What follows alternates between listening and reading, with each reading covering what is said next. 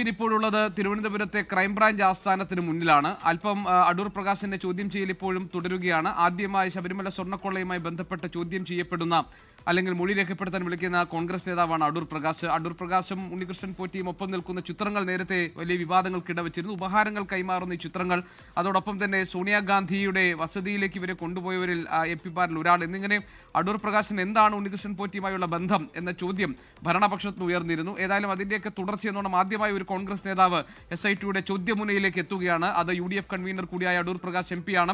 അദ്ദേഹത്തിന് ഉണ്ണികൃഷ്ണൻ പോറ്റിയുമായുള്ള ബന്ധം, ആ ബന്ധത്തിന്റെ അടുപ്പം എത്രത്തോളമുണ്ട്, ആ ബന്ധത്തിന് എത്ര ആഴമുണ്ട് എന്ന കാര്യങ്ങളൊക്കെ ആയിരിക്കും സ്വാഭാവികമായും പ്രത്യേക അന്വേഷണ സംഘം പരിശോധിക്കുക. മാത്രമല്ല, ഉണ്ണികൃഷ്ണൻ പോറ്റി ഉണ്ടാക്കിയിരിക്കുന്ന സാമ്പത്തിക ലാഭത്തിൽ മറ്റ് ആർക്കെങ്കിലും പങ്കുണ്ടോ, ഏതെങ്കിലും തരത്തിൽ ഈ ശബരിമല സ്വർണ്ണക്കൊള്ളയുമായി ബന്ധപ്പെടുത്താൻ ഈ രാഷ്ട്രീയ നേതാക്കളുമായുള്ള കൂട്ടുകെട്ട് അതേതെങ്കിലും തരത്തിൽ ഈ കേസുമായി ബന്ധപ്പെടുന്നതാണോ എന്ന കാര്യങ്ങളൊക്കെ സ്വാഭാവികമായും പ്രത്യേക അന്വേഷണ സംഘത്തിന്റെ പരിശോധനകൾക്ക് വിധേയമാകും. അതിന്റെ ഭാഗമായി കൂടിയാണ് ഇപ്പോൾ UDF കൺവീനർ കൂടിയായ അടൂർ പ്രകാശ് MPയുടെ ചോദ്യം ചെയ്യൽ.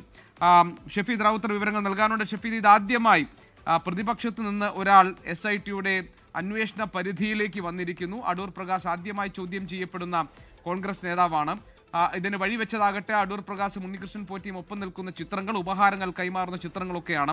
സോണിയാഗാന്ധിക്കൊപ്പം നിൽക്കുന്ന ചിത്രങ്ങളൊക്കെ വലിയ വിമർശനങ്ങൾക്ക് വിധേയമാവുകയും വലിയ ആരോപണങ്ങൾ ഭരണപക്ഷം ഉയർത്തുകയും ഒക്കെ ചെയ്തതാണ്. ഇപ്പോൾ ചോദ്യം ചെയ്യൽ തുടങ്ങിയിട്ട് ഏതാണ്ട് 1 മണിക്കൂറിലധികമായി എന്നാണ് മനസ്സിലാക്കുന്നത്. ചോദ്യം ചെയ്യൽ ഇപ്പോഴും പുരോഗമിക്കുകയല്ലേ? എന്താണ് പുതിയ വിവരങ്ങൾ നൽകാനുള്ളത് ഷഫീദ്?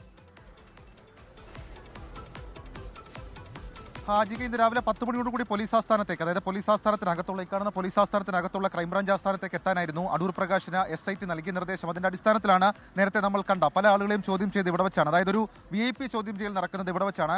അതേസമയം ശബരിമല സ്വർണ്ണക്കൊള്ളയുമായി ബന്ധപ്പെട്ട് SIT ക്യാമ്പ് ചെയ്യുന്നത് ഇഞ്ചക്കൽ ക്രൈംബ്രാഞ്ച് ഓഫീസിലുമാണ്. എന്നാൽ ഇവിടേക്ക് A. പത്മകുമാർ അടക്കമുള്ള ആളുകൾ, അതേപോലെ തന്നെ PS പ്രശാന്ത് അടക്കമുള്ള ആളുകൾ, അവരെയൊക്കെ ചോദ്യം ചെയ്ത് ഇവിടെ വെച്ചതാണ് നിലവിൽ പുറത്തേക്ക് വരുന്ന വിവരം. അതേപോലെ തന്നെയാണ് അടൂർ പ്രകാശിനും ഇവിടേക്ക് വിളിച്ചു വരുത്തിയത്. രാവിലെ 10 മണിയോടുകൂടി അദ്ദേഹം ഇവിടേക്ക് എത്തിയെന്നുള്ളതാണ് നമുക്ക് ലഭ്യമാകുന്ന വിവരം. ഏതായാലും 2-3 കാര്യങ്ങൾ ഇതുമായി ബന്ധപ്പെട്ട നേരത്തെ GK സൂചിപ്പിച്ചതുപോലെ തന്നെ വ്യക്തത കിട്ടാനുണ്ട്. അതായത് ആവർത്തിച്ച് കേരളത്തിന്റെ രാഷ്ട്രീയ ചിത്രത്തിൽ ചർച്ചയായ ഒരു കാര്യമാണ് ഉണ്ണികൃഷ്ണൻ പോറ്റിയും അടൂർ പ്രകാശും തമ്മിലുള്ള ബന്ധം. അത് ഏത് തരത്തിലുള്ളതാണ് എന്നുള്ളത് മറ്റ് നേതാക്കൾക്കൊപ്പമൊക്കെ ഉള്ള ചിത്രങ്ങൾ വെച്ചായിരുന്നു കോൺഗ്രസ് അല്ലെങ്കിൽ UDF ഇതിനെ പ്രതിരോധിച്ചത്. സഭയ്ക്കകത്തും പുറത്തുമൊക്കെ പ്രതിരോധിച്ചത് ആ രീതിയിലാണ്. പക്ഷേ നേരത്തെ ഞാൻ സൂചിപ്പിച്ചതുപോലെ തന്നെ അടൂർ പ്രകാശിലേക്ക് എത്തുമ്പോൾ മണ്ഡലത്തിലുള്ള ഒരാളാണെന്നതിനപ്പുറത്തേക്ക് പലതവണ ഉണ്ണികൃഷ്ണൻ പോറ്റിയുമായി അടൂർ പ്രകാശ് കൂടിക്കാഴ്ച നടത്തിയെന്നുള്ള ചില കാര്യങ്ങൾ, ചില വിവരങ്ങൾ, ചില തെളിവുകൾ അത് SITയെ സംബന്ധിച്ച് SITയുടെ പക്കലുണ്ട്. മാത്രമല്ല ഉണ്ണികൃഷ്ണൻ പോറ്റിയുടെ CDR ആണ് ഇതുമായി ബന്ധപ്പെട്ട് വളരെ നിർണായകം. നേരത്തെ നമ്മൾ ആ വാർത്ത നൽകിയതാണ്. അതായത് ഉണ്ണികൃഷ്ണൻ പോറ്റിയുടെ CDR അത് പരിശോധിച്ചിരുന്നു.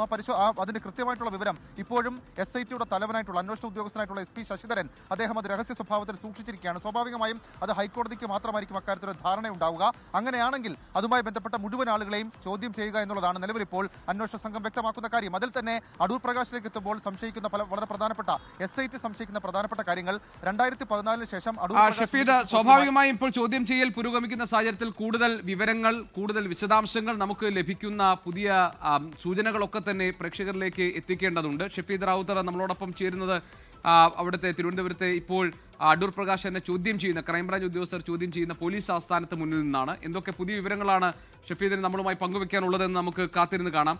ലോകത്തെവിടെയായാലും ഏത് സമയത്തും 24 വാർത്തകളും ഓഗ്മെന്റഡ് റിയാലിറ്റി പാക്കേജുകളും എക്സ്പ്ലെയിനറുകളും വിശദമായി കാണാൻ ഞങ്ങളുടെ YouTube ചാനൽ നിങ്ങൾക്ക് സബ്സ്ക്രൈബ് ചെയ്യാം.